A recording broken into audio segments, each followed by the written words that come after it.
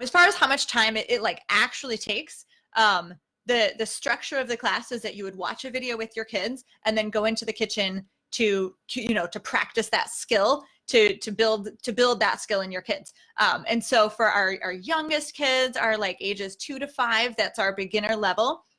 They're probably going to take about a half hour to 45 minutes, maybe up to an hour, again depending on like how into it they get, because sometimes there's repetition built in, and so if the kids love it, which often they do, they'll want to do it over and over and over. So I do tell people, definitely give yourself some time. Give yourself, like, don't do this right before dinner where your time crunched. It may not take a long time, but it's nice if it's a little bit flexible.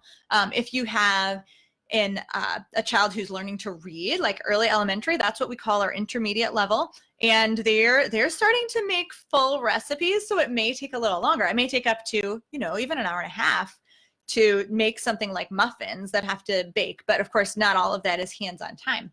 And again, it's still just watching a video, completing the lesson. The videos range from 3 to 20 minutes depending on how complex they are, but you never have to like watch us make the whole thing. Like, these are professionally filmed and edited so that they move along quickly, so that they're interesting for the kids to watch. You still, you get all the material, you get all the lessons, you get all the, every like the instructions that you need, but you don't have to like watch us make everything. It's not live cooking. For our advanced kids, these are like ages 8 to 10 and up, kids who have mastered the intermediate skills, and we'll talk about that in just a second. Those kids may take up to like 2 hours, but again, they're probably making an entire meal. They're probably making dinner. So if you think about the time you would usually prep dinner and just stretch that a little bit for the sake of the lesson, it's not a vast amount of time. Plus, you don't have to drive anywhere. So if you compare it to all your other extracurriculars where you might have a 20-minute drive one way, it does take a lot less time than that. And again, just a huge return on investment in the life skills and responsibility you build. So whatever time you have, you can find a space to fit in cooking, because we're eating 3 times a day minimum anyway, right? And so why not incorporate your kids in some of the prep? And if you don't know where to start, that's my job. Like, I've done all the thinking for you, and all the skills are really logically connected. And that's where those videos come in. So I mentioned there's 3 levels. We've got our beginner kids, our preschoolers, intermediates are early elementary, and advanced is upper elementary. Each of those levels has 8 classes. So 8 videos, lesson plans, recipes, shopping lists. You get the whole bunch when you buy the course. And we also have 8 all-kid lessons, because I designed the course to be really family friendly. Like, I have 4 kids, ages 5 to 14. So I feel your pain. I know how hard it is to find things that all your kids can do together. Like, it's really hard to watch a movie. It's really hard even to go to a children's museum. The older ones are bored. Like, it's complicated. Life is complicated. So for families, I wanted everything to fit together. So that, what the little kids, medium-sized kids, and big kids do sort of merge. They all use their own skill and make their own stuff, but they sort of come together into one meal or snack that the whole family can enjoy. If you don't have kids in all 3 levels, it's okay. Then the parent just might make the dip or something else to go with what the little kids are making, or vice versa. But we also have these all kid lessons. So there's an additional 8 videos. So that's a total of 32 lesson videos for the kids.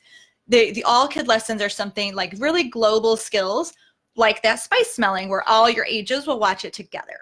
Okay, so when we teach our knife technique, that's another all kid video, because we use the same technique, we use the same holds on the knife and on the food for our butter knives and our chef's knives. And I think that's really important, that there's a seamless line, that kids are using the same strategies, and we teach them to respect that butter knife as if it's sharp.